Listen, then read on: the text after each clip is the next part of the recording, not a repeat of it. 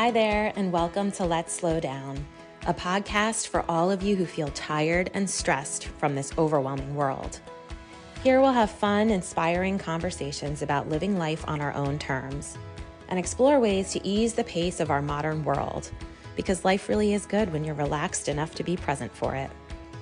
I'm your host, Anne-Marie Stolting, and I welcome you to this space where I hope to inspire you to slow down, because life is too short to let it go by in a blur. So take a deep breath, relax, and enjoy the show. We're lucky to have Harlan Redmond here today. He's the organizing pastor at Interwoven Church right outside of Pasadena, California. And we have some mutual family friends who have so graciously connected us to have a discussion today about slowing down and what it looks like from a pastor's perspective and a parent's perspective. Harlan has 3 young boys. And just to give us some insight, maybe even some biblical insight about slowing down and why it's important. So welcome. Thanks for having me. It's a Thanks for pleasure being here. to have someone to live vicariously on the East Coast through.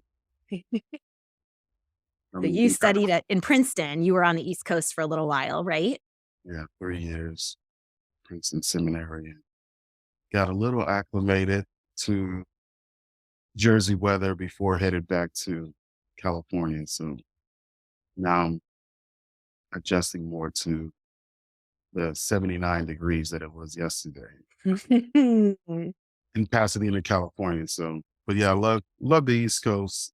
I'm glad to be back. I'll bet, especially in February, right? Especially in February. So thanks for having me. Of course. Thanks for taking the time today. And actually, you really are quite the traveler, I guess. You also grew up in the South. So you have the perspective of so many different areas of our country, which is going to be interesting to hear more about. Yeah, you forget sometimes where you've been because you're always doing stuff, right? And so, yeah, now that I think about it, I've been everywhere except the Midwest for a long period of time. So, um, years 0 to 17 in New Orleans, Louisiana, and about 15 years in California and 3 years in New Jersey. It's been an interesting experience on all the coasts, on all the coasts. I'll bet. The Gulf Coast, the East Coast, and the West Coast. I guess we call it South, the Gulf Coast. Lucky you. And interestingly, you told me you felt that California was more fast paced than New Jersey. Wow. And I guess I should specify because I have been to Manhattan during rush hour. There's nothing like that in the country, I would say. But the area of New Jersey that I was in, Princeton, was a lot slower Mhm. than a lot of places. So that's sort of how I was gauging New Jersey. That's not compared to Los Angeles and adjacent cities. Princeton is definitely a lot slower, more suburban. And so you're able to sort of take in all of the greenery. That was an interesting experience being able to have a young family, being on the East Coast, being in school. Other than school, just having family, it was a real gift to me to be able to slow down. The housing that I existed in was very conducive to slowing down in a sense. So like my children's daycare was on site of the housing complex where we live. So to get up in the morning and just walk them to school, and they were at that age where you drop them off, they weren't ready for you to leave right away. And so one of my kids, I would have to just sit there until he forgot I was there, and then he's on out. So it usually could take 15 to 20 minutes for a drop off.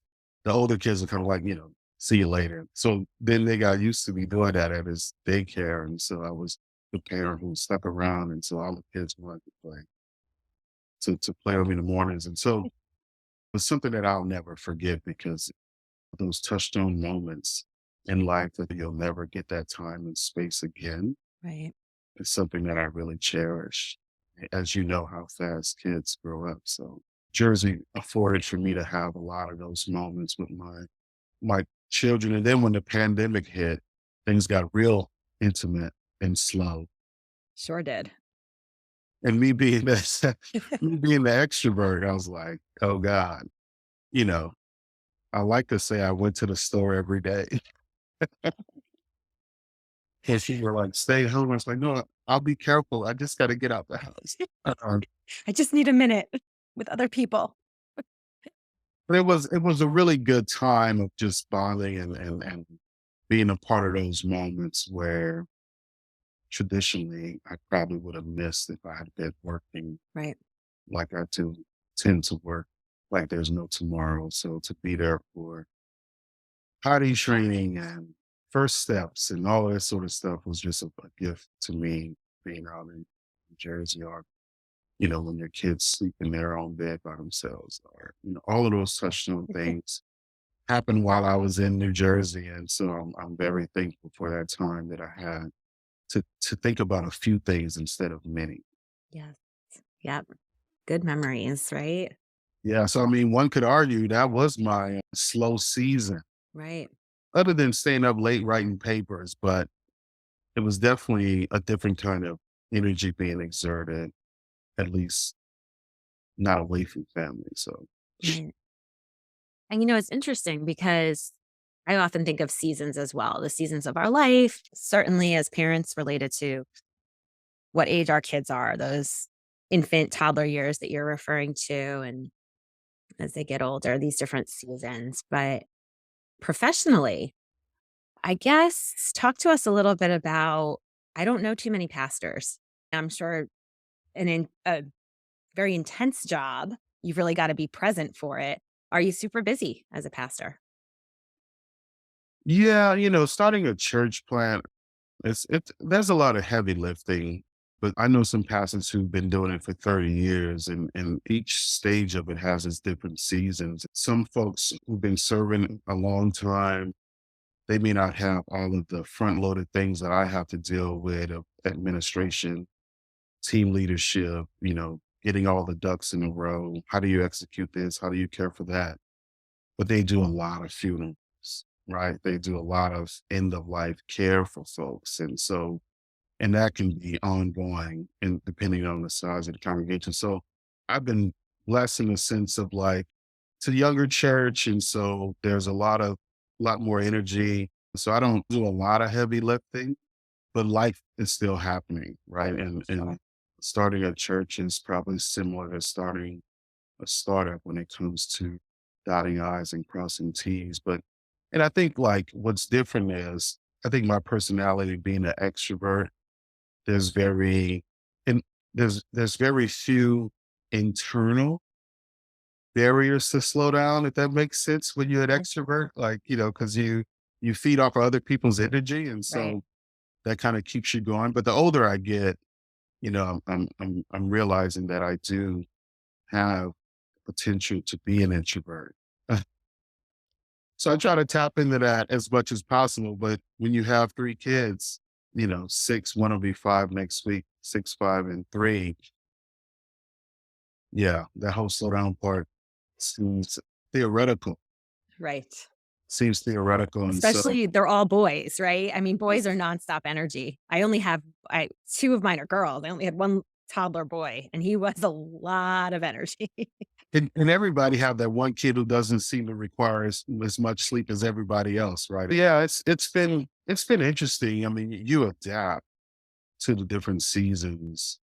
And so right now I don't have it horribly as leading a church that I know some of my other pastor friends are. But when I used to run a nonprofit, I think my phone rang like 300 times a day. Oh Like, my gosh. yeah. And then when I went to school, I went down to like 3 times a day. So it was a huge, like New Jersey was definitely my slow season. Yeah. Wow. And I think I maximized it as much as possible, but I definitely remember, it was like a huge taking a step back because when I was running a nonprofit, although I lived really close to where I work, it still didn't translate to me being home. Mhm. So going back to school was really a period of slowing.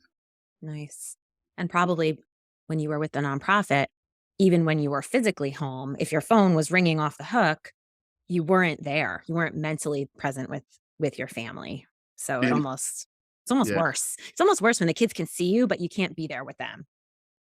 very much so. And I think anybody who's run a nonprofit, one of the things you realize is that fundraising is a nonstop endeavor, and you're always thinking of ways to do and generate more. And so it just, yeah, it's a slippery slope when it comes to work life balance. Right.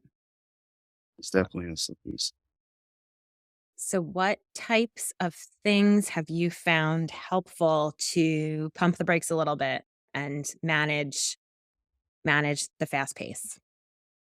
So one of the things that I've been doing the last 2 months now, since last December, I started taking guitar lessons, and and it just makes things feel slower because I have to stop and just my brain has to do something it's totally not used to doing. I'm not a musician, Okay. but I realized like in taking these lessons, it has really helped me to like my brain to slow down, my body to slow down.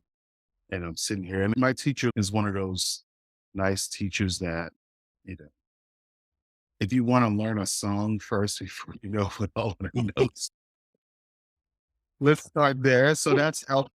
So, and it's fun, right? And there's some other hobbies I plan to pick up, which is slowing down for me as an extrovert, Yes. slowing down and stopping to do something that's totally unrelated to the machine. Yep. It's refreshing. I don't know if I told you this. I am a musician. I'm a clarinetist. Really? Yes. So am a former music teacher and I'm not teaching anymore, but I do still play. I play with the Eastern Wind Symphony. We actually perform down at Princeton. Oh, yeah, that's right. You did Oh, mention me. For some reason, I did not make the connection that you were a musician. yep. So I play clarinet and I hear what you're saying. And for me, I mean, I've been playing since I was young. So it's a time for me when I'm playing to almost zone out. I'm on autopilot to a point, and it's so nice to express myself in a different way as you'll get, especially with the song that you're working on. You're gonna have that soon. And I think it's so important as adults to be able to still have fun and do something creative that you said is separate from the machine. I mean, I don't really feel creative when I like make a new dinner for my family. I That's just not doing it for me. I need to have some kind of creative outlet. As I think we all do. It's gonna look different, certainly for everyone, but I love that you have taken up music, and it is a lifelong hobby, so that's a good one.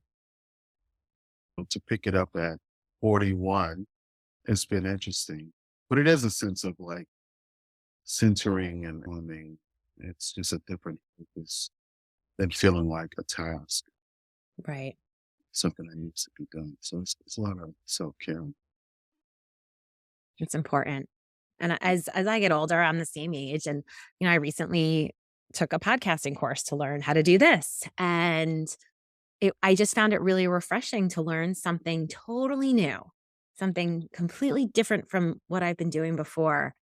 And it's exciting and it's good for us. And I think it's good for us to be beginners again, be in that season of a complete beginner. I was kind of hard on myself for a while, that perfectionist piece, like, oh, why am I getting this right away? And had to remind myself, I've been doing this for like no time at all. I'm not going to have this perfectly figured out yet.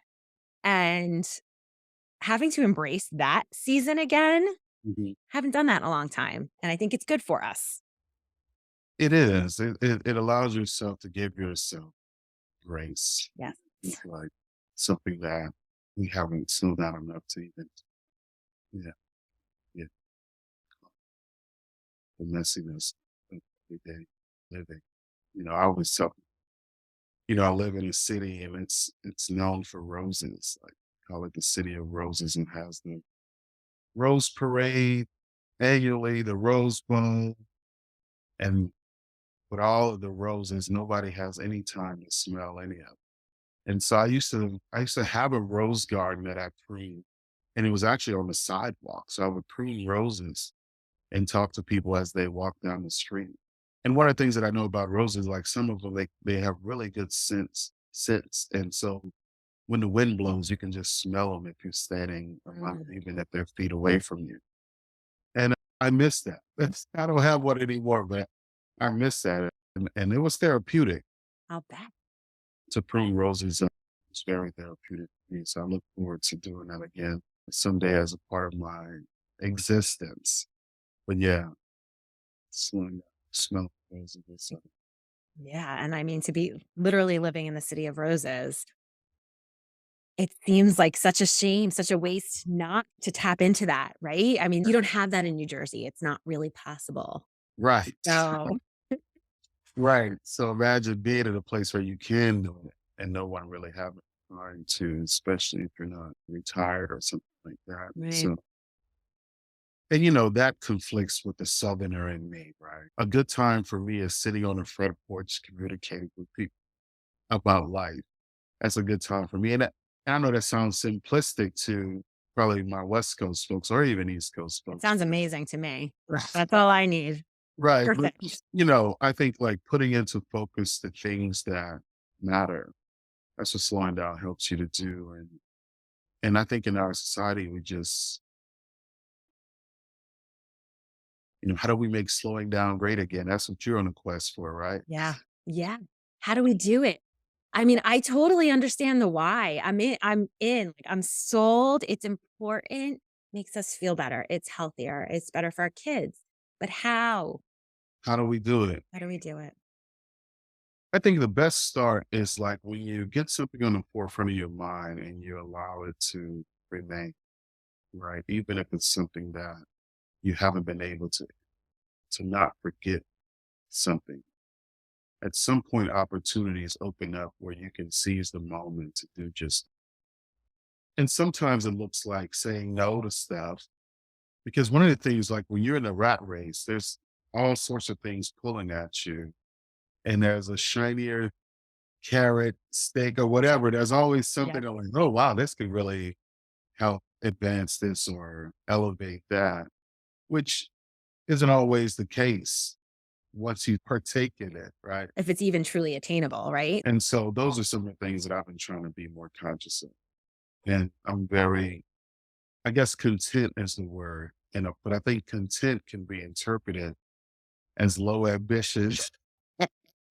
Sure. In our But society, we've made that word so bad and negligent, but to not embrace that contentment and what it looks like, you can really be robbing yourself. yes. And that's something that I've become more conscious of, you know, and biblical history and the Ten Commandments, obeying the Sabbath is critical. It's any Jewish person and it's critical, right? But there's the reason why you rest. And I think part of that is how do we reflect on the work that we've done? How are we able to call anything good if you never have the time to look and reflect on? And so then we become human doers, not human beings, right? Yeah. And let me tell you, to say it's a slippery slope is an understatement. It's literally like what water is to a fish. What water is to a fish, working excessively is to us. And part of it is the way our system is designed.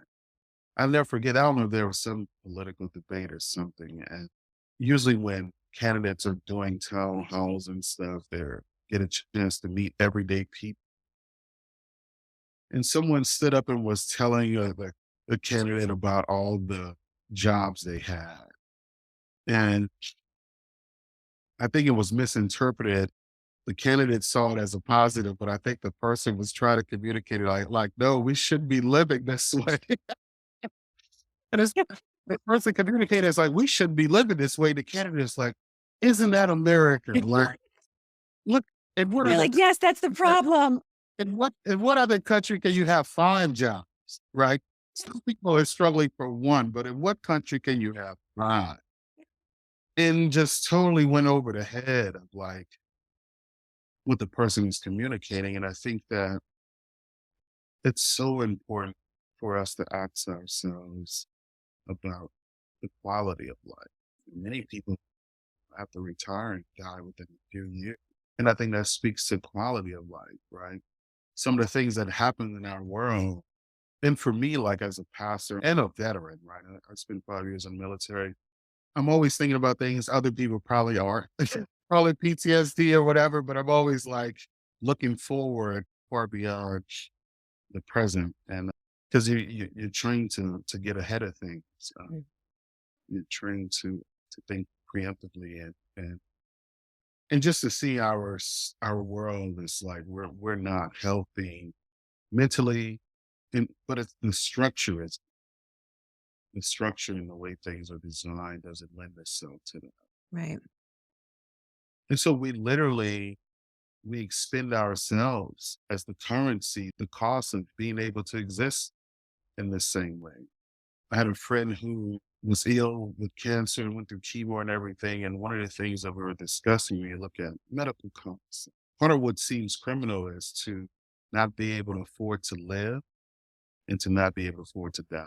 It's like a strange contradiction in Yes. our that we exist in, that it costs money for both, Yep. right? And what do you do when you're working to barely survive on one end, and then you don't even have, if you had to check out today, what would happen? Other people probably have to foot that bill. But slowing down helps you to really evaluate these things. And I think that, even in starting a church this first year, April will be the first year, we've been trying to just go slow and really reevaluate how we do church, how we do life. What does community look like post pandemic? What does church look like? And so most folks, like if you use your American sort of lens to say, okay, let's grow, let's achieve. Oftentimes, if depending on your theology, we sort of attribute God being in things, how successful it looks, right? Which isn't a good metric. If things are growing and things are progressing internally and you are dying, right? If you're the one, if you're the linchpin holding it all together and it Right. all rise and falls on you. And so we've been really taking a look at those dynamics that play into the systems that we are part of that carry over into our church life, our home life. So, and how does that look? It, it really looks slowing down to hear people's voices, to give their experience on the things that they've been through and seen. Like this is how people crash and burn. This is how we, not having the right boundaries, perpetuate hurt, all of these sort of things. And so I've been in that season. So I guess that's probably why I say I don't feel the heavy lifting yet because I haven't jumped off the deep end of anything. I'm I more would like, disagree. You're doing a lot over there. but I'm more like looking over the edge, like, maybe not, not. Because again, there's so many like carrot sticks that can say, "Oh, let's take this and run. Let's take that. And I just haven't been, maybe because I know I have a lot of work play. Maybe, I just haven't like, no, I don't think I ought to do that. And you get calls all the time to do things. That's the thing. And I cannot say I have the radar to say, oh, I can tell in an instance whether I should or shouldn't do something. Some people can. I'm not there yet. Hopefully I'm close. So taking that time to really think it over and consider what you're gonna say yes to, what you're gonna give your energy to is really important. Yeah. Yeah. So it's been a journey, but definitely, I just love the topic. But the work that you're doing is like the start is having this on you and, and being able to align it with the opportunity arises to say, this must be my ticket Yep. to slow it down, right? Yep. Because I Yep. think the last time we talked, gosh, I had a full schedule that day. You did. Yep. And you fit me in for a little chat. But I remember like afterwards, like, yeah, I'm just gonna chill. I was like, you do it. You deserve Yeah, yeah. And I it. was like, let me just listen. And I think that's what happens, right? We keep things at the forefront of our mind. We're able to make a decision that correlates with that, as Right. opposed to forgetting that this is a necessity. But I also think that, because I told you the time I spoke at a church on the Sabbath and I did a Q&A afterwards. And I think one of the best questions that came from the audience is, what if you can't afford to slow down, right? Bills need to be paid and people depending on you to care for them. Mhm. And I was thankful for the question. But, as he was asking the question, I'm looking around at an audience of people. And my response was, I didn't want to get personal, but I was kind of like, well, how much does it cost for you to take a day off? And can we foot that bill to people in this audience? Mhm. So it also plays into how we see people. Oftentimes, again, in our American conditioning, people working hard is something to be applauded. Right. So we often don't say like, look like that person's going to crash and burn soon. But if we were able to acknowledge that, we'd also have to acknowledge, and how do I? Yep. Yeah, And people that's wear what it like a badge of honor, right? The busyness and the working nonstop. We have to we get away from that. if we be honest, it's good. It's a good conversation piece at the party. Like Sure. I got my hands in 1,000 things. Oh my God, you're such a hard worker. Right. Like we applaud that, but then we don't know the quality of life Right. for people. And as I was sharing with you, a kid I knew, on Facebook, he'd just be posting all of this amazing things that he's doing. And then private message me like he had a heart attack. And I'm like, wait a minute, like I'm 41.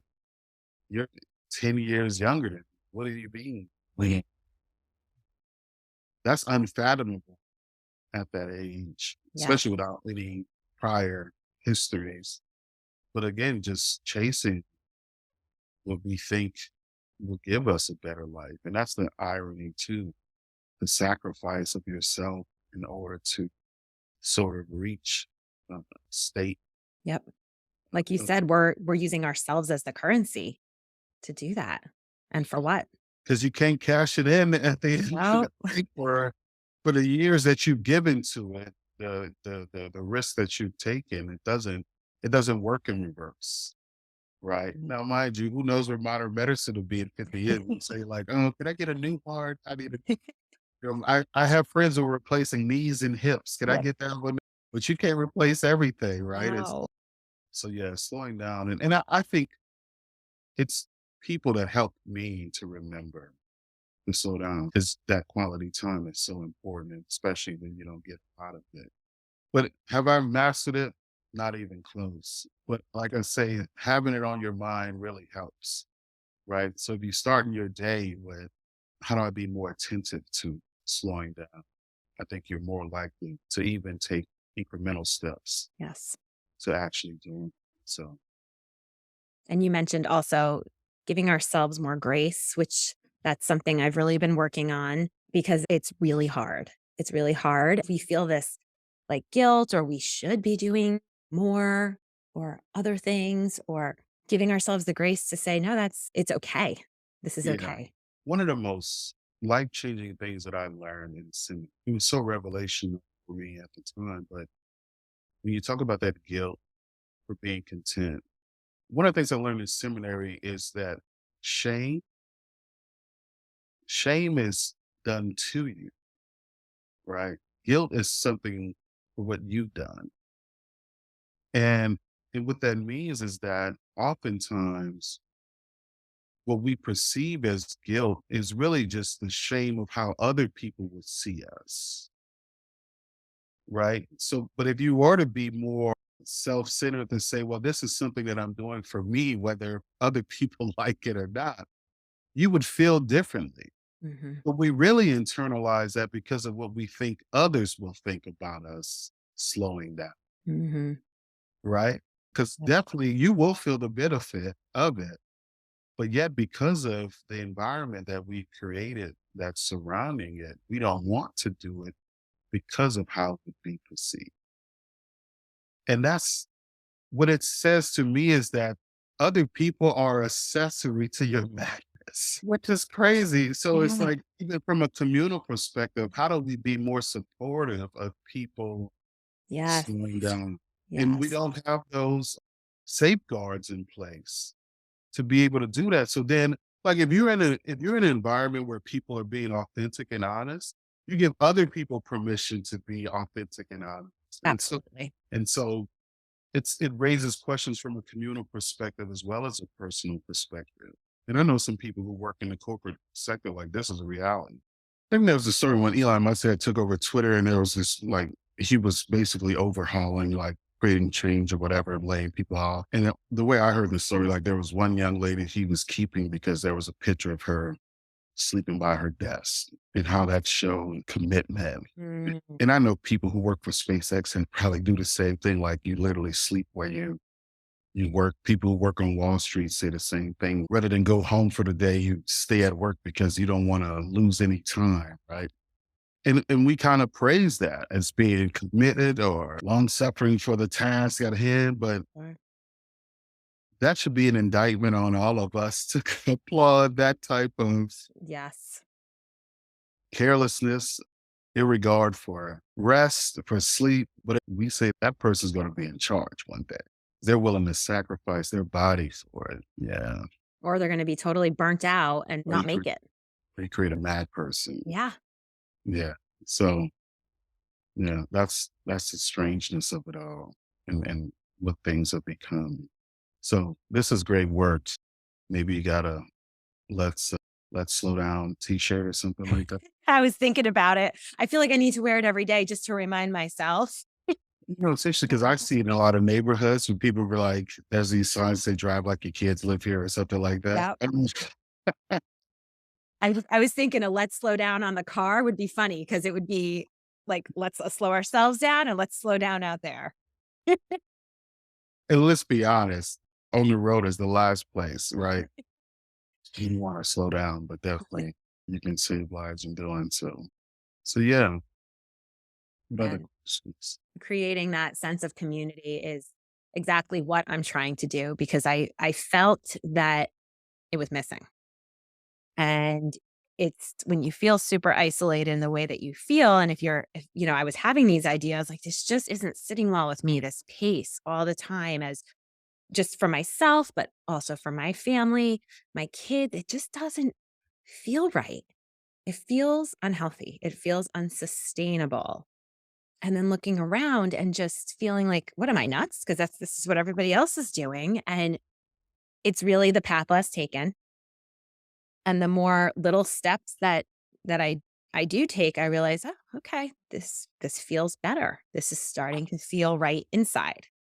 And it's a constant process because the second you go back out into that world, which we're inevitably going to do every single day, we are bombarded again from all sides between just life, right? Schoolwork, all of those things, and then just the messages that we get through all the screens and social media stuff. So Yeah, it's too important not to bring light to. And since this podcast has launched, it has really seemed to strike a chord with a lot of people. And I was so happy about that because the whole point of this thing is to create this community, have a discussion on something that's important and make other people feel like it's okay to feel this way and give some validation to it and maybe try to figure it all out together because, I certainly don't have the answer. I don't think any of us do, but if we can all work towards something, the greater good and this kind of a common goal. So I think that the community is important. And the other thing that I really love what you said was, and I feel like I'm just learning this now in my 40s, but being still and quiet with our thoughts long enough to hear that inner voice, which I do think that inner voice is God. I've grown up going to church and I'm raising my children that way. And I have a strong faith, but I hear people say God talks to them. And I would think like, why? I feel like I can't hear him. And then I realize it's because I'm just running too much. And you hear him in all different ways. He works in mysterious ways. And if you don't slow down enough to even hear anything, you're not going to hear him. And the thoughts that started coming to mind when I finally did start hearing this voice a little bit more, they were important and they were grounding. And one of them was moving forward with this type of a project that I'm working on and also eliminating the self-doubt and eliminating the how. Because before, a year ago, if you told me, "You're gonna start a podcast," and you're going to start helping people and you're going to bring light to this subject. I'd say, I have no idea how to do that. How would I do that? And I would sort of stop myself there. I don't know if I would just give up on myself or what, but I didn't know how to do that. And for me, that was a dead end. So I eliminated the how. And maybe that was giving myself a little more grace. And in the process, I learned it's really fun to learn new things. I really like it. This is actually really motivating. It's giving me energy and leaning into something unexpected. It's been a gift for me. And I'm hoping that it's a gift for other people as well, since that's the point of this. But I just think it's so important, like you said, to be able to be quiet with our own thoughts. And you get to participate in something that gives you life, then take from you, right? Yep. And it's that we all need to give ourselves permission to do that. I used to have a friend who would say, like, Harlan, what's giving you life? And if there's something taking it from you, you need to get rid of it. I just love the way she said it because every time we met, she would ask me that, what is giving you life? And I think if you're able to answer that confidently, then you probably are slowing down. If you're not able to answer that, then you definitely have some assessments to, Yes. you know, some recalibration to do. And yeah, so for me right now, it's the music lessons, but I'm hoping to add more space to it. And I was thinking about what you said about just the inner voice, but like, what is the inner voice actually saying, and how you just notice like something's not right. Hmm. Something's not right. I think we all hear that. I think it's an easy thing to ignore Yeah. because of what we've been conditioned to believe is right. And what's right is me getting this house, this 401k, whatever. Those are the Exactly. right things, Yep. right? Those are the right things because this is what's going to make my life easier. And so that's the crazy part of it. It's like our world is one big infomercial that is selling us on something, and we stored it up, right? We're Oh yeah. buying Oh yeah. because I'm buying this every day, and it's not equating to what I thought it was, right? Exactly. And it's hard. It's hard listening to that voice, but I think it's the only way to be able to see things the way they really are.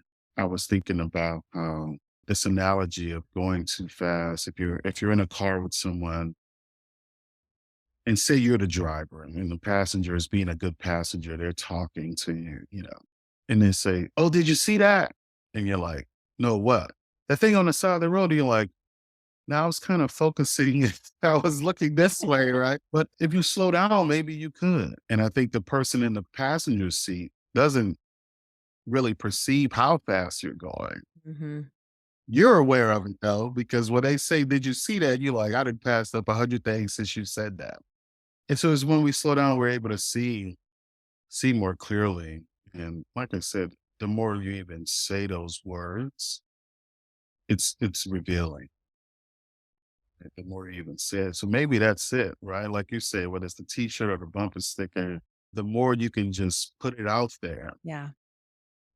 This is a necessity, I think, of a huge for yourself.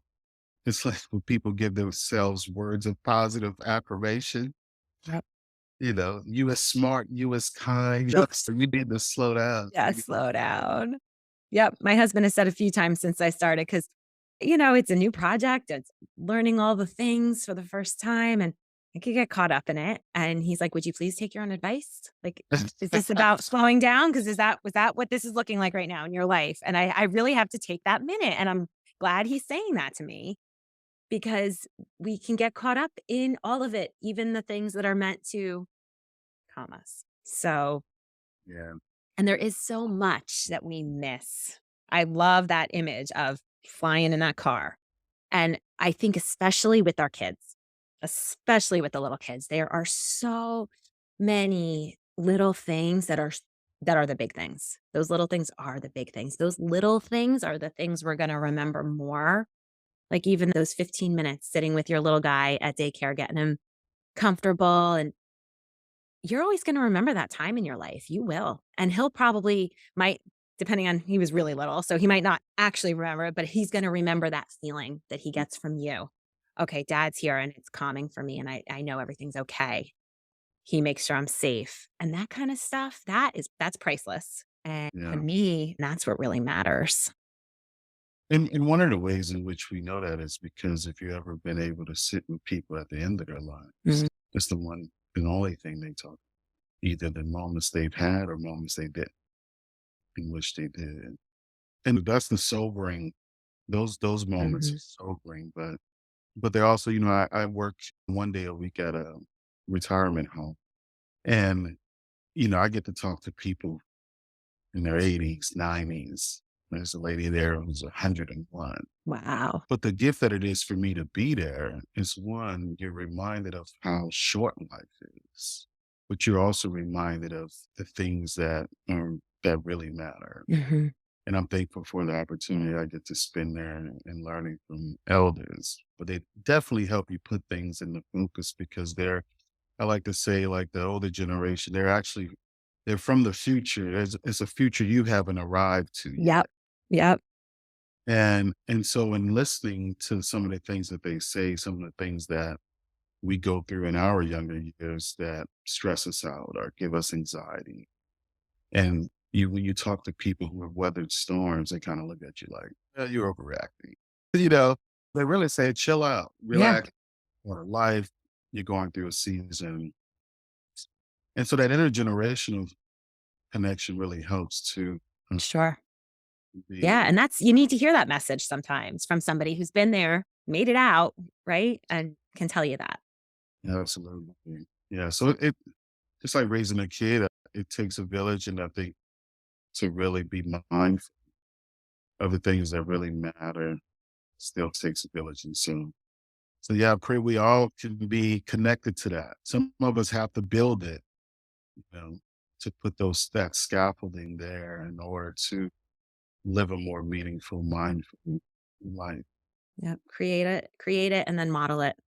And Yeah. then hopefully our kids can see the benefits and the importance of it. Yeah. And the tough part of parenting is like, I remember growing up, I played sports, but I do remember not having a vehicle. So you walk almost everywhere. And now everything wasn't outrageously far like the generation before. So I walked 12 miles to school and I was like, but you were going to do one sport, not 10. And today, like I see some of my friends, I was like, I don't want that life, like of going here in the car there, going here in the car Right. there. I'm like, oh my goodness. Like, and then before you know it, your kid went from 6 to 16. Yeah, exactly. Then, you spend a good amount of it in transport. Uh, Mhm. and I was like, I shouldn't want it. And me and my wife, we have this debate all the time because every season there's, sports, right? We have a whole calendar, right? It's soccer, Mhm. it's that. Should we try this? Should we try that? And I was like, and then I started to look like the Debbie Downer parent, right? It's like, can we just do one? I'm that parent here too, so I get it. Can we go to one birthday party this Saturday instead of two? Like, I'm just that person. The good thing is that people are, in the post pandemic feeling like they can do a lot of these things again. But the other thing is we can easily rush back into Yes. the craziness of it all. And so I've been mindful of that a lot more now than I've ever been. I think if you're not mindful of it, life just happens. And then literally before you know it, because a lot of these things that we're talking about are good things, especially with our kids, they're good opportunities, but there can still be too much. There still is too much. So all the good things can kind of go south if you're not very intentional about what you're adding in, Yeah. especially as they're little. Just the value of letting them be kids and really preserving their childhood and just letting them play. The value of play, the value of getting them off the screens and just go figure it out. Go do something with your brothers. Go make up a new game. Go kick a ball in the backyard. Figure it out. I'm bored. Good. Being bored is good for you. That's when they get more creative. Absolutely. So everything doesn't need to be like parent run and super structured and scheduled. I think we had talked about this a couple weeks back where you were saying, it's just everything is just so scheduled. Yes. And we've lost that room for that being spontaneous or, you mentioned before trimming the rose bushes outside on the sidewalk and having 5 minutes to catch up with the neighbor. Yeah. I'm ashamed to say this, but I will. We have new neighbors right down the street. And they moved in like 9 months ago. And for 9 months, my husband and I are like, we have to get over there. We have to introduce ourselves. And it just hasn't happened. And my daughter was getting off the bus yesterday, and this couple happened to be walking by. And I thought something hit me. And I thought, I think that's that. So I said, oh, hi. I was so embarrassed. I'm like, I'm so sorry. I'm just introducing myself. And are you our new neighbors? And they're like, yeah, well, not so new anymore. And I'm like, oh, but they said, no, don't apologize. They were apologizing. They've been equally as busy to just moving a new house, getting adjusted and all the things. And we talked for, I don't know, 10, 15 minutes. It wasn't super long, but it was so lovely to meet them. They're wonderful people. I'm so happy to have them on my street. And I'm like, Yeah. I wish I'd done that sooner. I felt really good. It was just really nice to make that connection. And nice to know who you live around. It's nice to know that they're good people. Those are good feelings, and they're important. And I didn't make the time. I didn't find the time for it for longer than I would have liked. So Yeah. just those types of experiences are important. Yeah, it's interesting, like you say, like to lose the spontaneity because of our busyness. Like that's a definitely quality of life issue. So many good things are born out of being spontaneous. And to lose that, and I'm very much, I guess it's the extrovert in me. I'm all about the, spontaneous combustion of things. And you'd be sitting around like, let's go do this. All right, let's go do it. But if you feel like everything is scheduled, Right. definitely a question of quality of life. And I know for some people, it help them feel like control of things, right? Yes. Sometimes you need a break from that too, Yep. of being in control. It's a journey, but I think the more we're able to see it, the more it's on the forefront of our minds, we're able to be like, yeah, this isn't right. Yep. And go Or, with oh, our gut. yeah, or I don't need to do that, or do this. Right. So it's like you can build up your less slow down bank account of processing it Yep. and thinking about it as much as you can to take advantage of those opportunities. Yep. So the struggle continues. Yes, for sure. You just shared a lot of really great things with us today. I feel like the highlight is really focusing on the contentment, finding that contentment because it is in us and we're chasing that carrot externally. And that's where I'd say we're a little confused because it's in us. It's here already. We have it. God has given us that. And we just have to be able to see that, be aware of it, see it, and enjoy what we have because we're missing so many beautiful things around us and it's not doing our life justice. We have to smell the roses. We have to take time to prune them and enjoy where we live. There's benefits to, as you've attested to, all wherever you live, there's positives and take advantage. I live in an area, believe it or not. Well, you kind of saw this a little bit, I guess, in Princeton, but I live in an area of New Jersey where we have a lot of farms. And it's gorgeous, and especially in the fall, beautiful, and people come from all over to our town for the fall. Fall tends to be really busy in my house because just the back to school and my kids play fall sports, and there were seasons that went by, and I'm like, I didn't even get to go pick the apples, and here people are coming from all over the place to pick the apples in my town. I didn't get to do that. I drive by it 10 times a day, going to the fields and the schools, but to take time for those things, we owe it to ourselves and their importance. Yeah. So thank you for highlighting that today. Yeah, and thank you for the work that you're doing because it's a gift to all of us. Likewise. It's a gift we don't even know Yep. Yep. Trying to fill our cup, right? so much. Thank you so much for being here today, Harlan.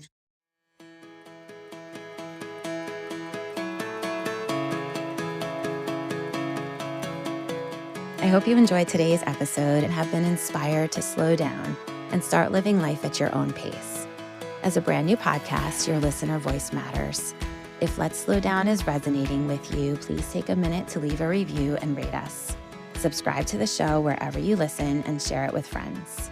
Remember, this is a process, so go easy on yourself. Be gentle and take all the space you need to thrive because the world needs you to be at your best, to love and serve others and yourself.